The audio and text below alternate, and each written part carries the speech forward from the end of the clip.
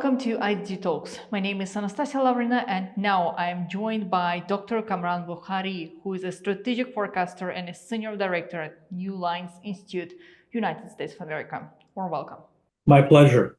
Thank you so much for joining our talk today. And let me start with one of the most serious and important issue.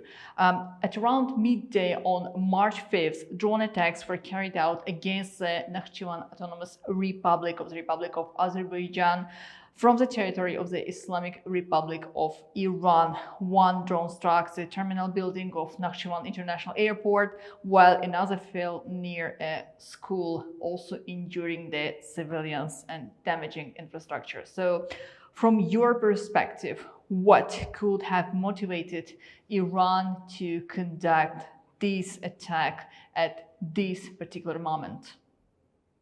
So there are two angles to this. Number one is that Iran fears this region far more than any other region in this war. So largely, this is a US-Israeli joint air campaign.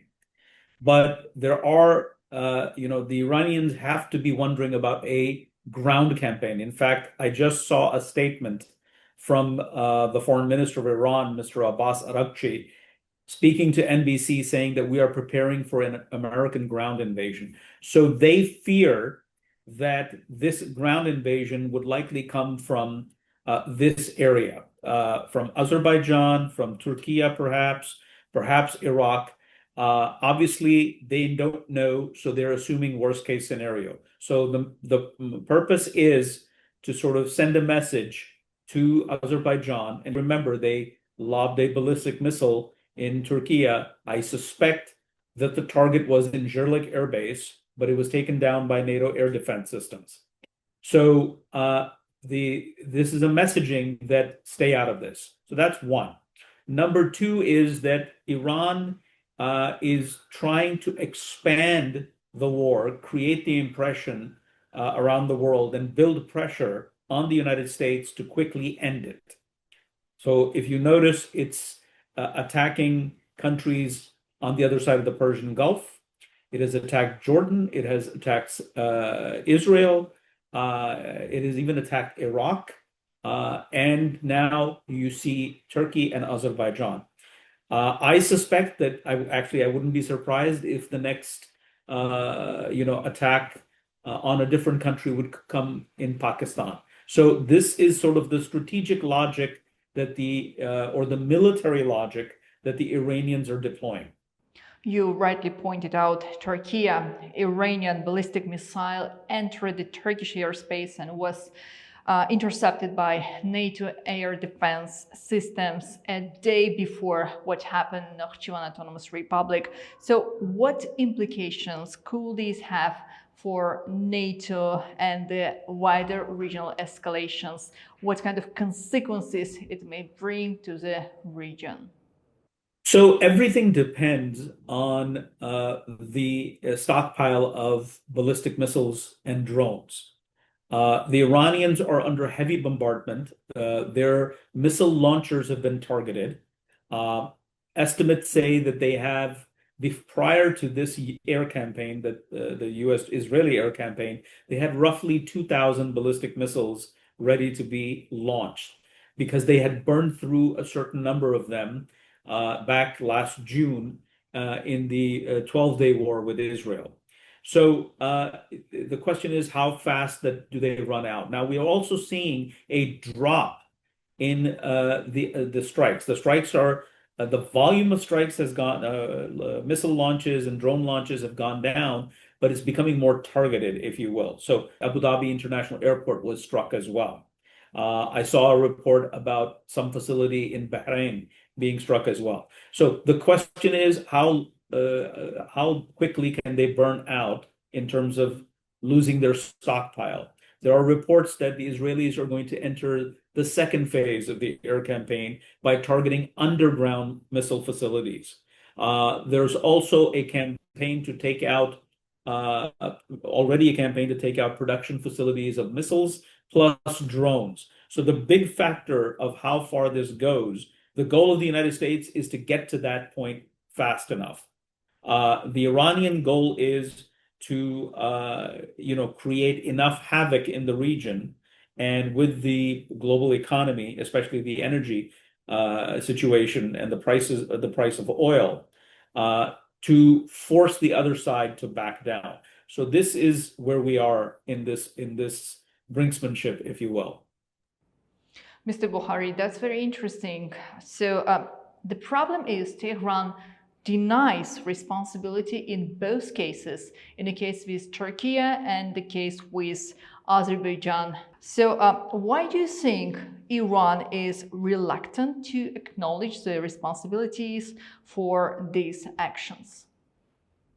So it's plausible deniability because, as you saw, President Aliyev, I think, has ordered the military retaliation. So they don't want to get to that point. So it's plausible deniability. It's the fog of war. You can raise the flag of, oh, it's a false flag operation. We're not doing it. Maybe this is being done by the other side. So this is part of sort of the strategy here. Notice they're also saying to the Gulf countries that we are not attacking you. We are attacking the U.S. facilities there. And so this is a way to try and manage, the fallout, the potential fallout. But I don't think it will be successful. I think that the Iranians are opening up too many fronts for themselves. And their, if you will, assumption is that these countries won't retaliate. All we need to do is to continue to absorb American and Israeli airstrikes.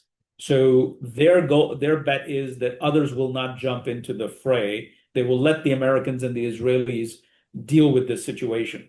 So yeah, that is their assumption. That's why you have all this subterfuge, and it's all part of it's all part of war making, if you will. War making isn't just attacks, it's about messaging and managing public relations.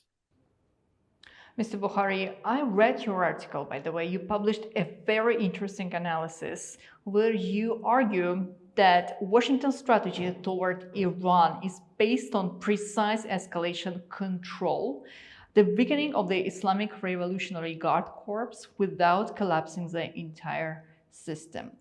The question is, how realistic is to contain escalation while targeting such a central pillar of Iranian regime?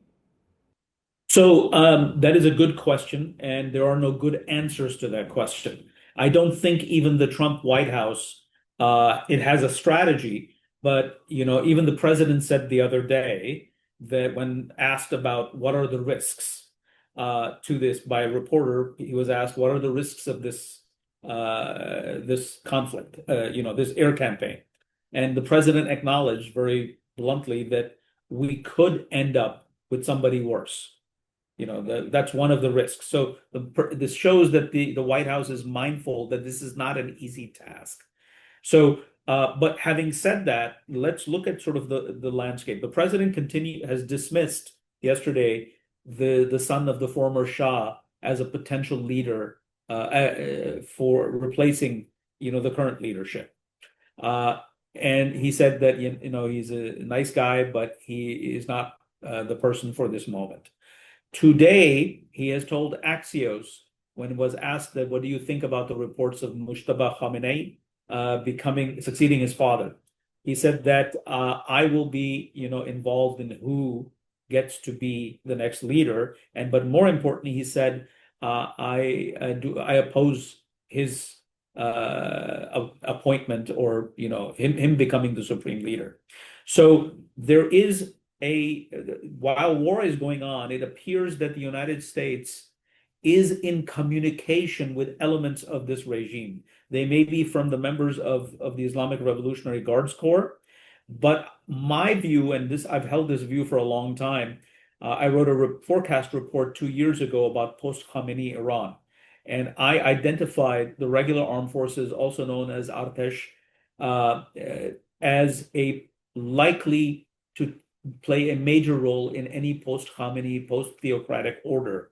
And so I have to believe and I do believe that the White House is in communication with certain elements. of the regime, and those would be the likely candidate because the IRGC is already being weakened. It's already internally divided. You need a cohesive force that becomes the center of gravity. So, but this is tricky because while Artesh can play a role, it does not control domestic security. It does not control the energy sector. It does not control the nuclear program and the ballistic missile program. So these are, and then of course it does not even control telecommunications. That's in the purview of IRGC. So I think that's why the president's messaging calling on IRGC leaders to stand down makes sense. So he's looking at a coalition of pragmatic forces, elements, factions that he can work with.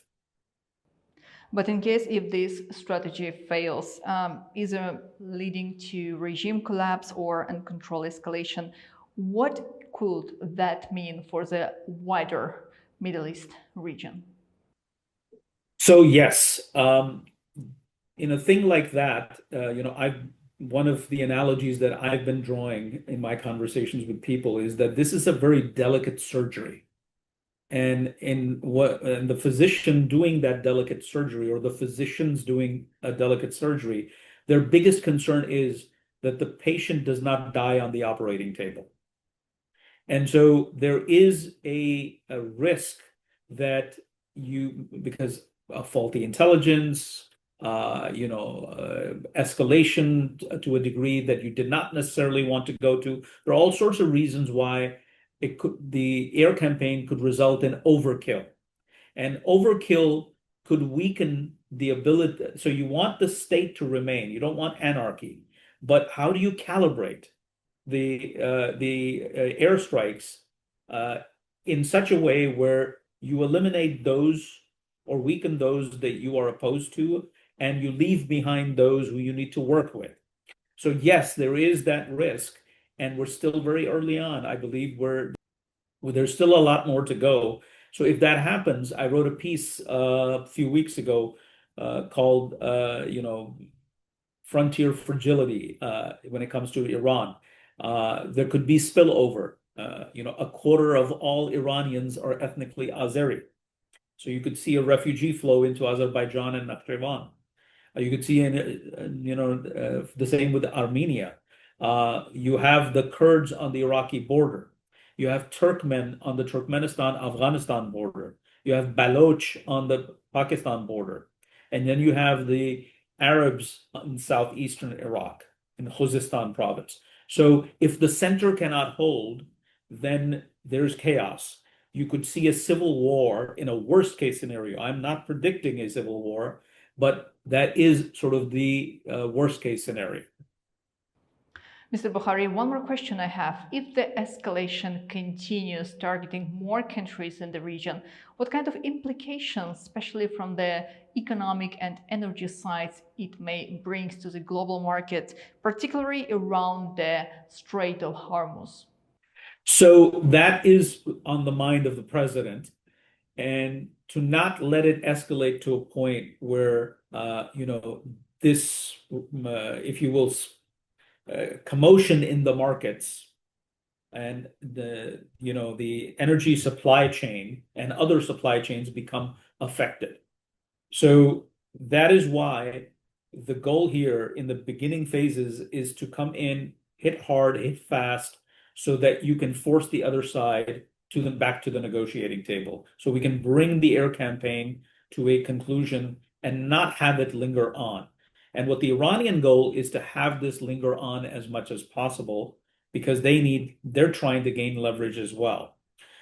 So I think that the energy market is, at the end of the day, investors react in a sort of a psychological way to geopolitical events.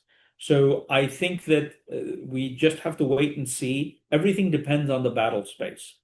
And then, but if things go according to plan, more or less, you can see sort of the calming of the markets, because the way the markets react negatively, as soon as things return to normal, they also sort of correct themselves.